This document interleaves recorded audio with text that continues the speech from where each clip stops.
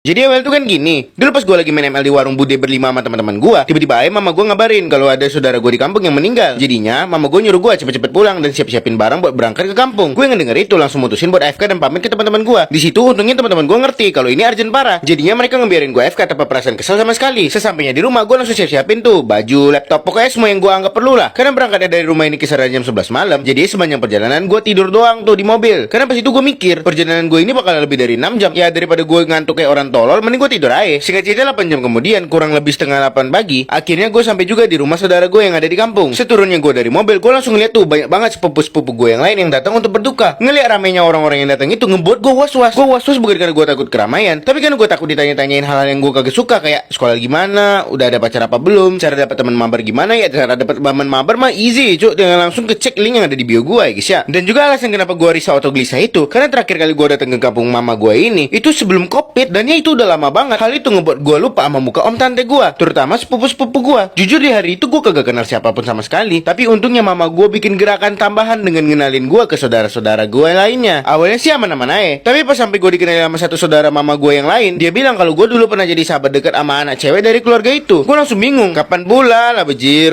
Jelas-jelas gue orangnya tertutup. Di saat gue mikir gitu, tiba-tiba ada cewek sumuran gue datang ke sini dan langsung dikenalin tuh sama saudaranya mama gue. Dia bilang si cewek itu namanya Chelsea, dan dia ini orang yang dari tadi diceritain sama mama gue. Dia orang yang dibilang sahabat gue gitu. Reaksi gue pas itu kayak oh doang, karena ya gue harus ngapain anjir. Singkat cerita mak gue diajakin pergi gitu ke tempat lain sama saudaranya. Jadinya mak gue nyuruh gue buat berbaur sama saudara-saudara gue yang lain. Gue sih ngiyain doang, tapi kagak gue lakuin karena gue malas banget gitu berbaur sama mereka. Karena gue ini beda, gue kagak ada mirip-miripnya sama mereka. Mereka semua pada putih kan, sedangkan gue di sini hitam sendiri gara-gara turun dari kakek gue. Jadinya ya gue malas aja gitu ngumpul sama mereka. Jadinya gue mutusin tuh buat duduk di pojokan main ML sambil nyemil-nyemil risol yang udah ada disediain. Pas gue lagi asik-asiknya sendiri, tiba-tiba Chelsea datang ke gue dan dia ngomong ke gue, Ren, ingat nggak sama janji yang pernah kita buat? gue yang ngedengar itu langsung bingung. Janji-janji apaan tai? Orang kita juga baru ketemu. Tapi pas gue keinget kalau mama gue bilang kalau gue masih Chelsea ini sahabatan dari kecil, jadi gue jawab gini, janji ya? Kayaknya ada, tapi aku lupa. Emangnya apa? Terus dia bilang kalau gue sama dia pernah buat janji buat nikah bareng. Tapi pas itu gue bikin syarat kalau si Chelsea itu harus cantik dulu. Gue yang ngedengar itu kayak langsung anjing, beneran. Terus dia langsung gangguin kepalanya. Selesai itu dia langsung lanjut ngomong. Gimana? Sekarang aku udah cantik belum? Selesai dia ngomong gitu, gue langsung ngeliatin dia dari atas sampai bawah, dan nggak bisa dipungkiri dia emang cakep banget, bener-bener cakep sumpah. Emang curang banget sih genetiknya. Gue di situ sadar kalau pilihan ada di gue. Kalau gue jawab jujur, pasti gue bakalan berhubungan sama nih orang. Sedangkan kalau gue jawab bohong, udah pasti kehidupan oleh gue kagak keganggu. Jadi gue mutusin buat ngejawab cakep sih Cel. Dia ngedenger itu langsung senyum-senyum dan nggak pakai bacot, langsung duduk di samping gue. Dan dia ngomong gini nih, Aku ngomongin ke mami langsung ya, nanti mami bisa ngehen. sebelum dia kelar ngomong, gue langsung refleks ngetutup mulut dia. Karena gue tahu dia pasti langsung pengen nikah. Sedangkan gue kagak, boro-boro nikah. Gue aja kagak tahu apa-apa tentang dia. Mungkin kita emang sempat dekat, tapi ya zaman-zaman kapan itu? Jadi sebelum dia selesaiin kata-katanya, gue ngomong gini nih, Cel,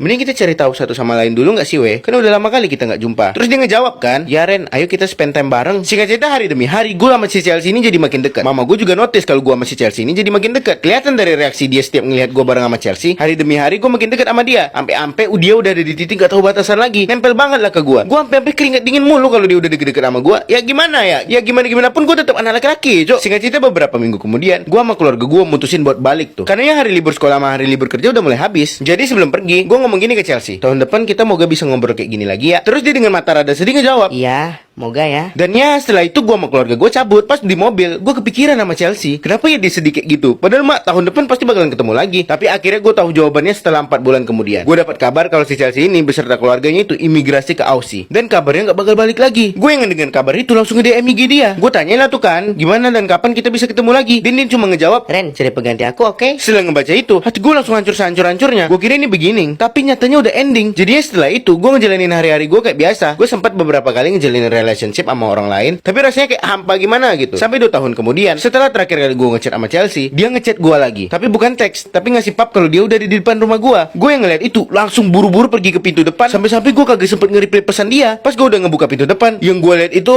kalau rame lanjut part 2.